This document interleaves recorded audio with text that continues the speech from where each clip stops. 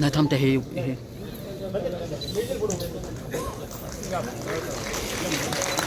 समोर सर गुरुजी नाही दिसत घे घे समोर समोर समोर समोर एक समोर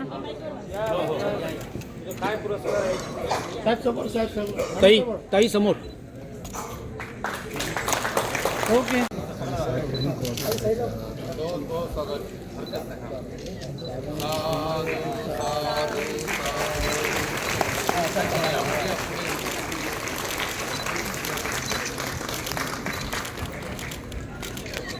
थँक्यू.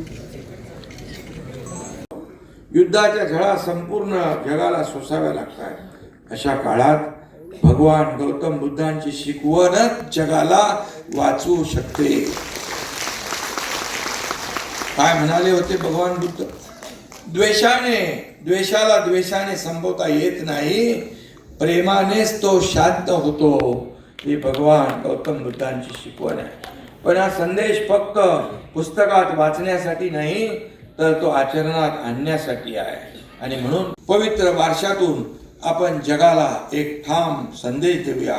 जगाला युद्ध नको, बुद्ध हवा. आणि म्हणून भौतिक सुखाच्या मागे धावण्याची फार मोठी स्पर्धा जगभरात सुरू आहे. फास्ट फूडच्या जमान्यात आपल्याला सगळं काही फास्ट हवं असतं.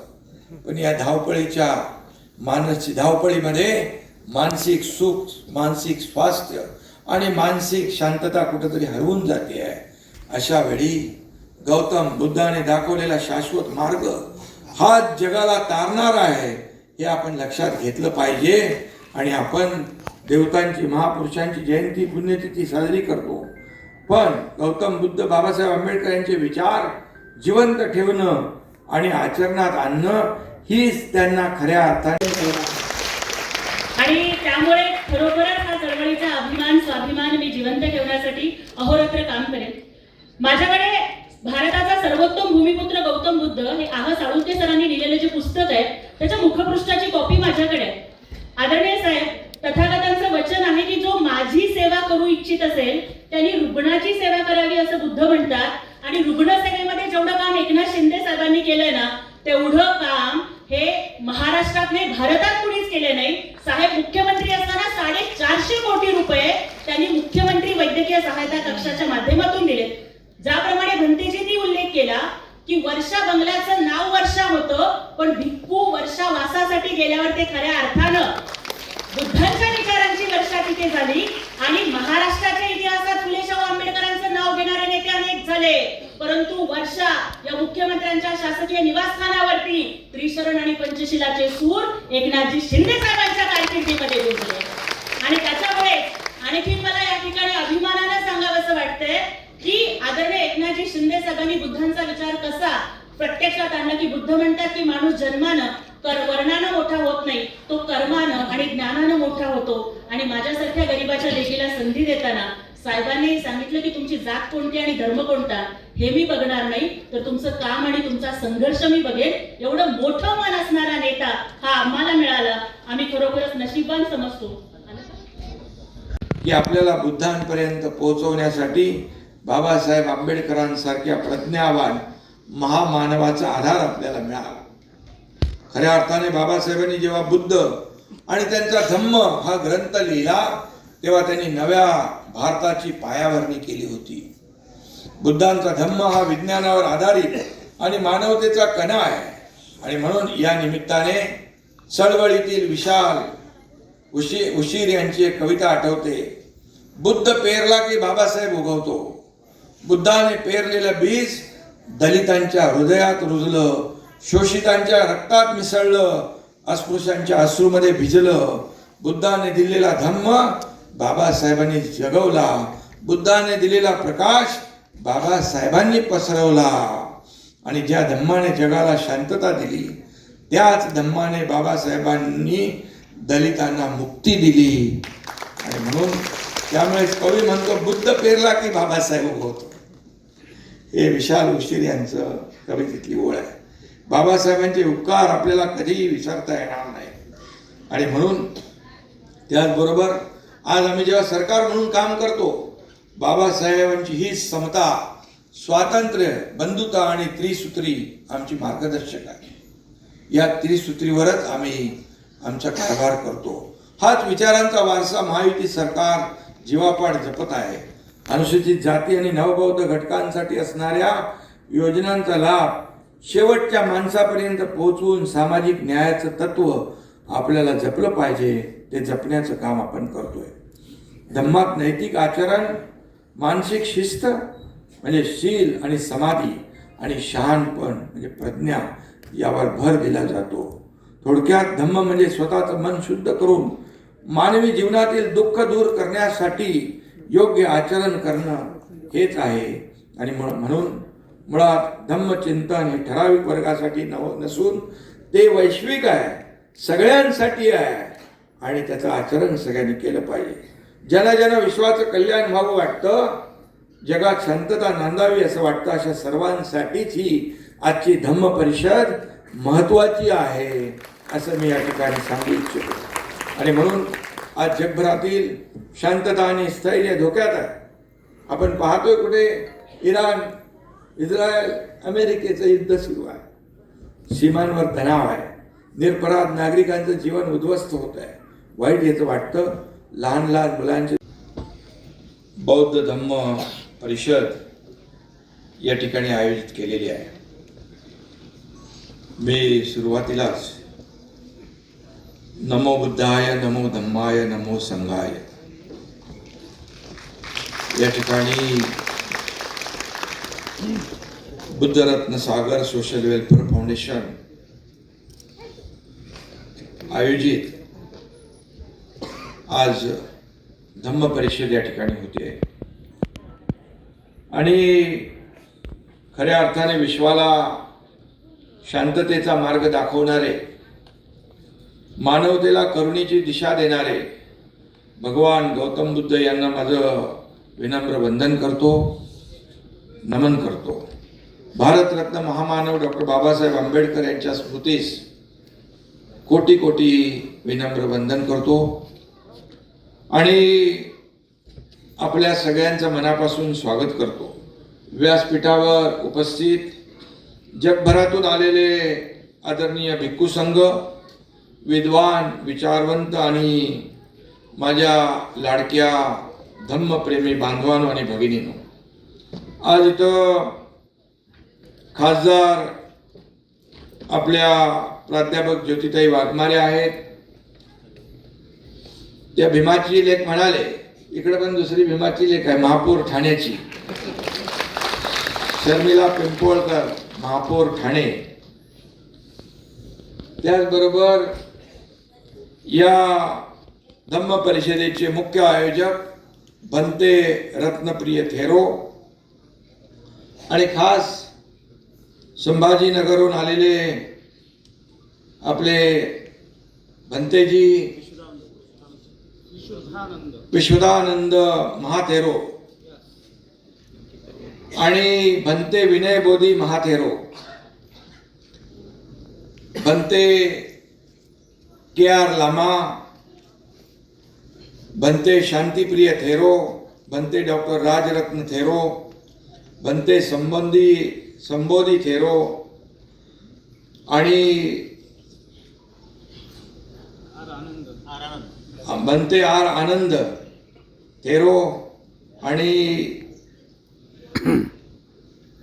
राहुल लोंढे आहेत आपले, ते पण तो भीमाचा मुलगा आहे, लाडका आहे,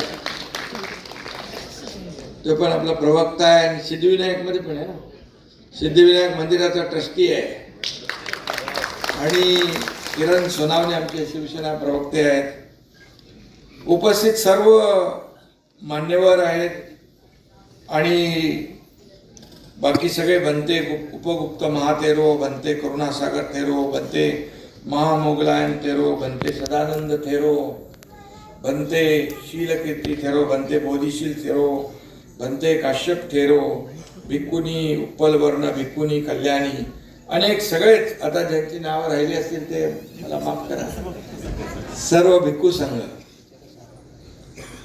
आणि उपस्थित सर्व माझ्या लाडक्या बहिणी आणि लाडके भाऊ, आपल्याला ही आपली संस्कृती सांगते, आपला धर्म सांगतो, जगाला युद्ध नव्हे तर बुद्ध दिला, तर त्या संस्कृतीचं रक्षण हे सुद्धा कर्तव्यच ठरतं. आणि म्हणून तथागतांनी म्हटलं होतं, अत दीपो भव, स्वतःचा प्रकाश स्वतः व्हा. आणि म्हणून आपण बुद्धाला केवळ मूर्तीत न शोधता त्यांच्या विचारात शोधलं पाहिजे. कर्मकांडाच्या जाळ्यात अडकण्यापेक्षा आचरणामध्ये शुद्धता आणणं हाच खरा धर्म आहे. आणि म्हणून मी आपल्याला एवढंच सांगतो, आपण जेव्हा अडखळतो, हतबद्ध होतो, तेव्हा आपल्याला बुद्धच मार्ग दाखवतो. आणि त्यामुळे गौतम बुद्ध हे आपल्यासाठी तेजस्वी दीपस्तंभासारखा आहे, एवढंच या प्रसंगी सांगतो. आणि जाता जाता 4 शब्द मी आपल्याला सांगतो. ना तलवार की धार से, ना गोलियों की बौछार से दुनिया बदलेगी तो सिर्फ बुद्ध के विचार से. जहाँ नफरत है वहाँ प्यार का एहसास बनो, जहाँ नफरत है वहाँ प्यार का एहसास बनो. खुद को दीपक बनाकर तुम जग का प्रकाश बनो. आणि म्हणून मी आज आपल्याला बनतेजी मनापासून धन्यवाद देतो, मनापासून आपलं अभिनंदन करतो. आपण हा कार्यक्रम आयोजित केला आणि एवढंच सांगतो, जाता जाता पुन्हा एकदा मी जेवढे सर्व लोक आले त्यांचं मनापासून स्वागत करत असताना आम्हाला एक आनंद विशेष आहे की फक्त महाराष्ट्रातले नाही, देशभरातून जगभरातून लोक इथं आलेले आहेत.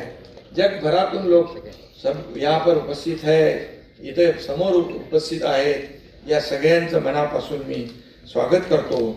आणि या ठिकाणी आत्मज्ञान, करुणा, शांती आणि सत्याच्या मार्गावर चालण्यासाठी कायम या ठिकाणी प्रेरित करते. आणि म्हणूनच मी पुन्हा एकदा आपल्याला जाता जाता एवढं सांगतो, न कोई ऊंचा न कोई नीचा, उन्होंने समता सिखाई. न कोई ऊंचा न कोई नीचा, उन्होंने समता सिखाई. गुलामी की जंजीरों को तोड़कर स्वतंत्रता दिखाई. जब जब डूबी ये दुनिया अज्ञान के अंधेरे में, जब डूबी ये दुनिया अज्ञान के अंधेरे में, बुद्ध के ज्ञान ने ही हर बार सुबह दिखाई. धन्यवाद. पुन्हा एकदा मी सगळ्यांना मनापासून खूप शुभेच्छा देतो, मनापासून आपल्याला धन्यवाद देतो. खरं म्हणजे या सगळ्यांचं ठाणे नगरीमध्ये स्वागत करताना मला आनंद होतोय, कारण ठाण्यामध्ये मगाशी कोणीतरी नाव घेतलं धर्मवीर आनंद दिघे साहेबांचं. धर्मवीर आनंद दिघे साहेबांचं हे ठाणं, बाळासाहेबांचं देखील या ठाण्यावर विशेष प्रेम होतं. आणि म्हणून या ठाणेकरांनीच या तुमच्या सर्वसामान्य एकनाथ शिंदेला या राज्याचा मुख्यमंत्री केलं. आणि त्याचा मला सार्थ अभिमान आहे. आणि म्हणून ठाण्याच्या या पवित्र नगरीमध्ये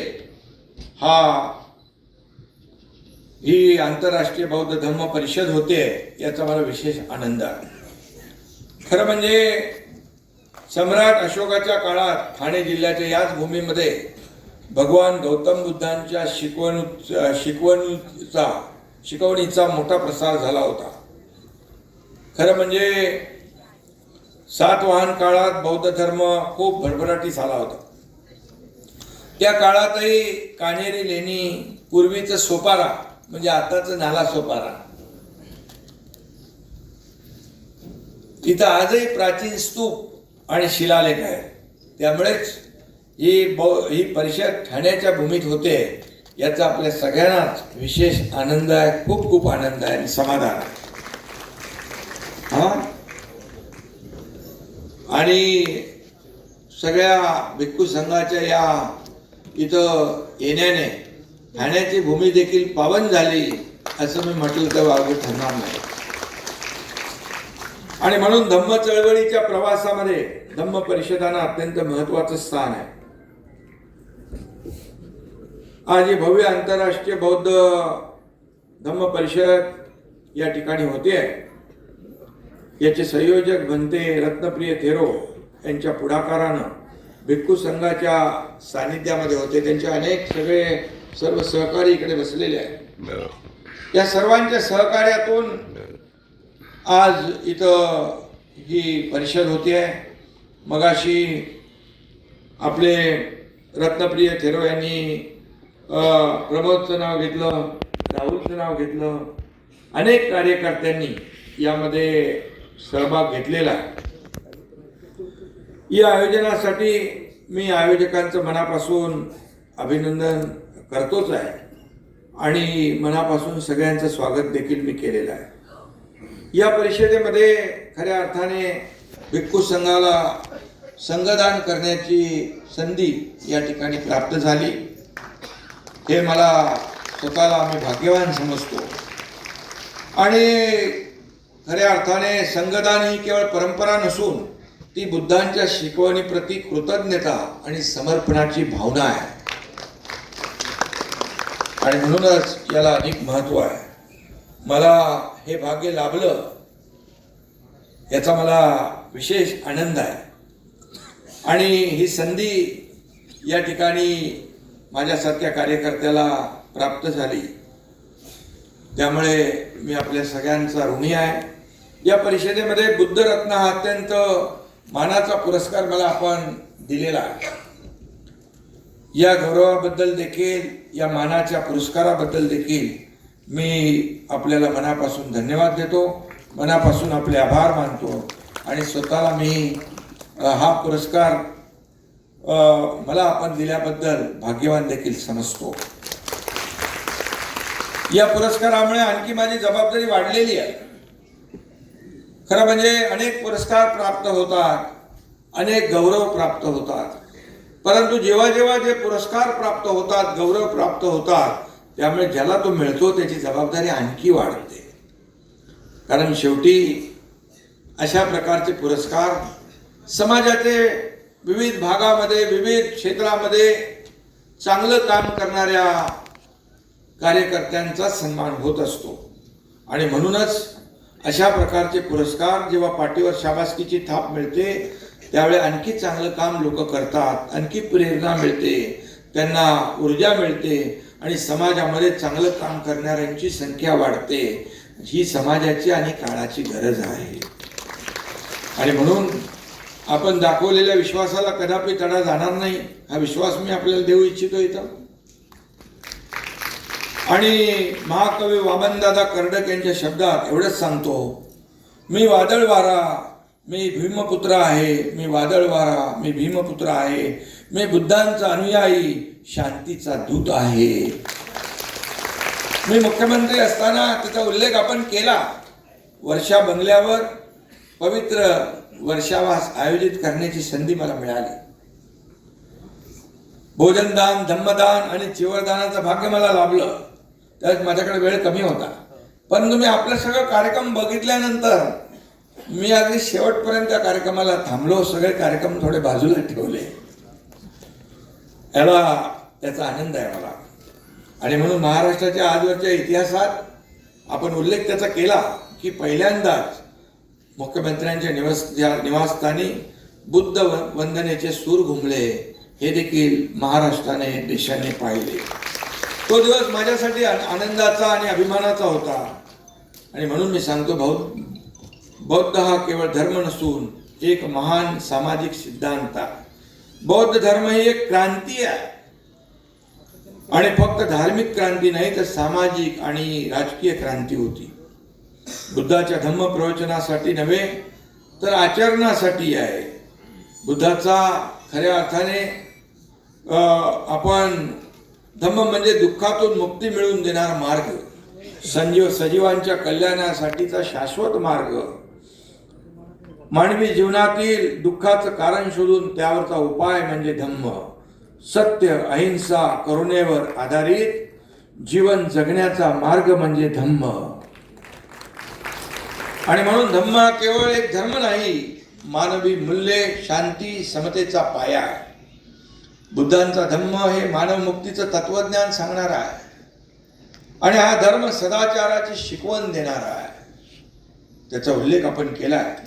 धम्माशिवाय मानवी कल्याण अशक्य आहे, अशा प्रकारची भावना आपल्या सगळ्यांची आहे. धम्म याचा अर्थ जगण्याचा मार्ग म्हणजे वे ऑफ लाईफ असा होतो. भगवान गौतम बुद्धांनी आपल्याला जगण्याचा मार्ग शिकवला. तो मार्ग दाखवण्यासाठी 14 ऑक्टोबर 1956 रोजी महामानव डॉक्टर बाबासाहेब आंबेडकर यांनी धम्म दीक्षा घेतली. लाखो लोकांना समानतेचा आणि स्वाभिमानाचा मार्ग मिळवून दिला. बाबासाहेबांनी आपल्याला केवळ संविधान दिलं नाही, तर या मातीला बुद्धांचा धम्म पुन्हा मिळवून दिला. आणि बाबासाहेबांमुळेच माझ्यासारखा एक सर्वसामान्य कार्यकर्ता या राज्याचा मुख्यमंत्री होऊ शकला.